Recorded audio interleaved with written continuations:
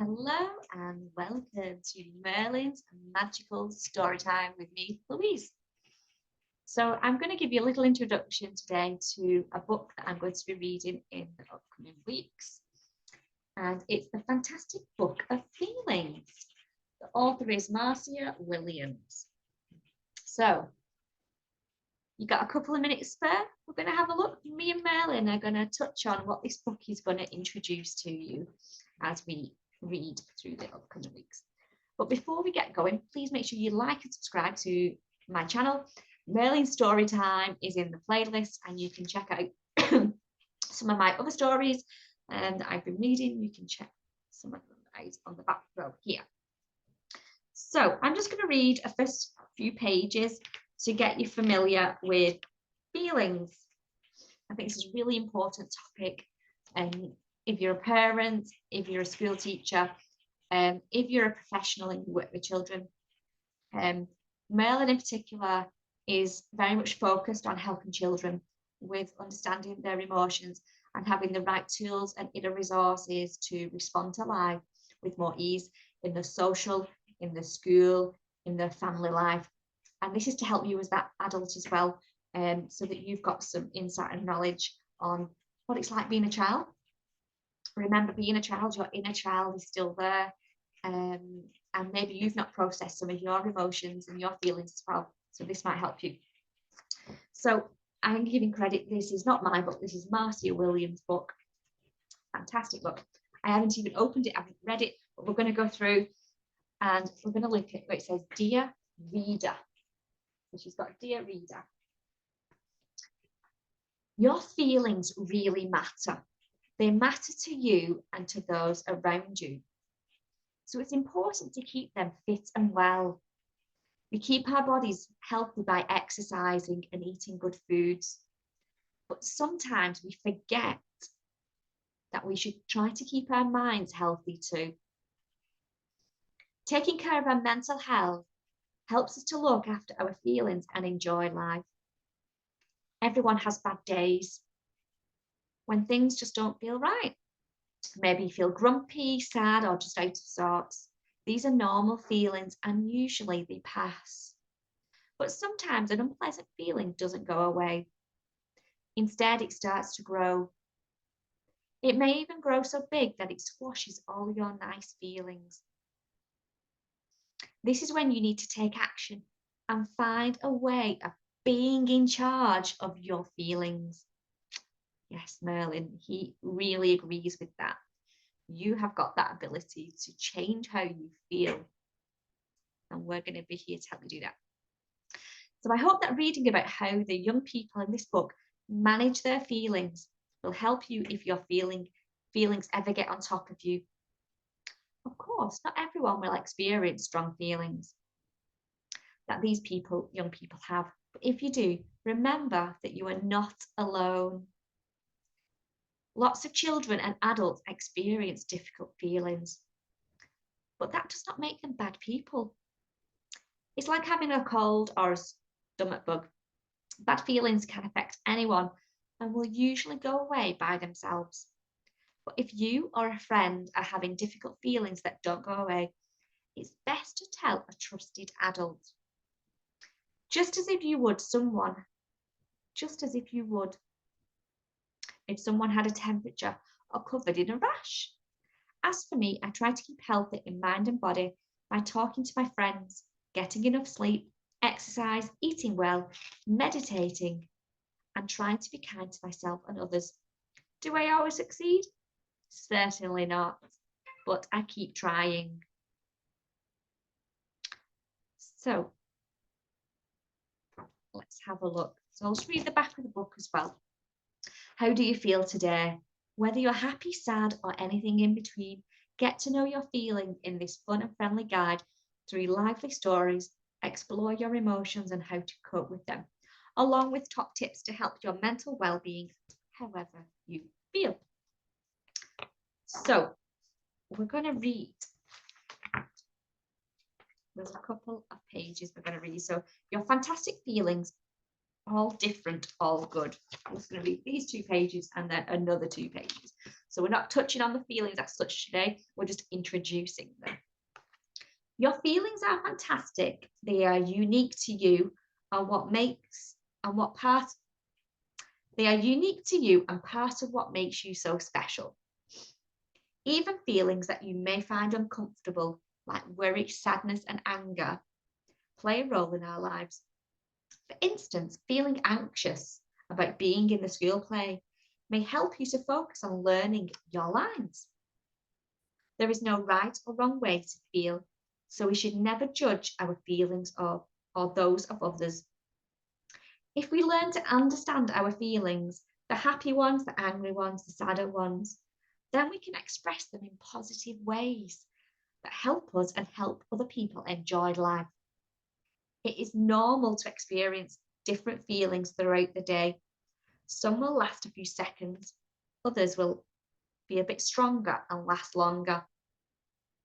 If a feeling grows so big that you struggle to manage it on your own, talk to an adult that you trust so that they can help you. Because your feelings are so special to you, even when you feel the same way about something as your friends, you may all react differently. Imagine 6 people all winning a prize. They will probably all feel happy, but then the happiness may feel different for everyone. By learning to recognize your own feelings, you can find out ways to look after yourself, however you feel. So it's very much talking about you being unique, and we all have these feelings, but they all show up differently in how we deal with them. So I'm going to just have a look at this. So we've got this boy here. I feel happy and relieved that all of my work paid off. He's like proud, isn't he, with his trophy. We've got this young person here. I feel happy and proud because I've never won anything before. I've got someone here. I feel happy and positive because I know I can do even better. Let's open the book here. And then we've got this character here. I feel so happy and surprised because I thought I'd come last. So as well as having that emotion, there's a more thought that's going on in your mind of why you might be feeling this. Is it okay to feel like this? So these two here, I feel happy that you won, but disappointed that I didn't. So you can be happy for somebody else winning. You've got the happiness of feeling what somebody else might be feeling. But then you might be feeling, well, why did I not win? Why did I not get that experience? Let's have a look at this person here. I feel happy and confident because I know I can be a winner. Interestingly, it's talking about success there. It's about winning. It's about gaining a trophy as an award. But they've all got a different approach to how they're feeling. And I quite like that the two together there is, I feel happy that you won, but disappointed that I didn't. So there's a couple of emotions going on there. And it's like you're empathizing and you're feeling what other people are feeling. And we will be going deeper into this in the coming weeks as well. So we've got 10 top tips here. Be kind to yourself. Allow yourself to make mistakes and don't compare yourself to others. Be proud of your own achievements. I didn't win the race, but I ran my fastest ever time. Well done, you. So it's not always about that winning. It's about what did you feel you did well along the way, along your journey. What maybe brought you happiness along that way. Okay, we've got the next box here. Take regular exercise. Find a sport that suits you and enjoy it. It can be anything from walking, football, swimming, rock climbing, dancing. Whatever it is, it will make you feel good. I love exercise. I like ballet. So these are the things we're talking about, the tips on what will help you have healthy emotions. And even though we're going to talk about sadness and anger and worry, we can have healthy emotions, how we outlay them and how we respond to those feelings. So number 3, eat well. Eating a balanced diet with lots of fruit and vegetables and fish, unless you're a vegetarian, can help you to boost your mental health. We eat 5 a day and sweets on Saturday. Balance, yeah. So you're nourishing your body with all this goodness, because movement's really important for your digestion, for your physical body, for your brain. Then we've got a gratitude jar. Oh, I like this gratitude jar. Write down the things you're grateful for and pop them into a jar to remind yourself of all the good things in your life. So these are ways that you can maintain feeling good as much as possible. It's not going to be easy. It's going to be something, a learning curve for all of us. Number 5, sleep. Not getting enough sleep is bad for your mental and physical health. Regular bedtimes and no screens in bed will help you settle better. Yeah, you don't want to wake up grumpy, do you? If you've not had a good sleep, your day ahead then is going to be disturbed. You're going to be yawning in class. You're going to be grumpy. You might find that you're not hungry because you've not slept. So getting a good sleep and having a good routine is really, really important. Okay, then we've got number 6. Sorry, these are called top 10 tips for keeping your feelings fit. Number 6 is relax. Find a hobby you enjoy. Woodwork, painting, singing, dancing, whatever it is. Being absorbed in a task you love is very relaxing. So maybe you're listening to this story and my other stories in Merlin's Magical Storytime. These are relaxing ways to help bring stillness to your mind and your body, because we can only do so much. We have to have some still and downtime for our brains to process and to rest as well. And number 7, do a kind deed. Share your sweets or give someone a smile. A small act of kindness can change your mood for the day and make the other person happier too. Yeah, giving to somebody is that empathizing with how they might feel about receiving. It's that gratitude of doing and receiving, and it's a two-way thing about doing something well. So you might smile at someone, but that makes you feel good inside. Someone might smile at you, you might feel good inside as well. Something as simple as that. And being a friend, sometimes words don't need to be spoken, because gestures, smiles, facial expressions are really, really good. Okay, number 8, talk to someone. This is a big one, this. So how are you feeling today is really important. Does anybody ask you how you're feeling? When I'm working and I do my nanny duties and I pick up one of the boys, I always go, how's, what do I say now? I ask, he's called Finley. I forgot what I said now, but I basically just check in with him and go, have you had a good day? What's happening in Finland today? That's what I say. Have you had a good day in Finland? And it's just that gesture of asking, how are you? So talking to people about how you feel can stop uncomfortable feelings from getting too big for you to manage. Besides, it's great to spend time with family and friends. Talking to someone offloads that pressure that you might be feeling in your body and gives you that relief of, I feel safe, I feel listened to, I feel understood. So when I'm going, how's your day been in Finland? Because his name's Finley, I play around with those words, I have a bit of fun. And I let him know that you can share what you want to. Some days he goes, yeah, just good.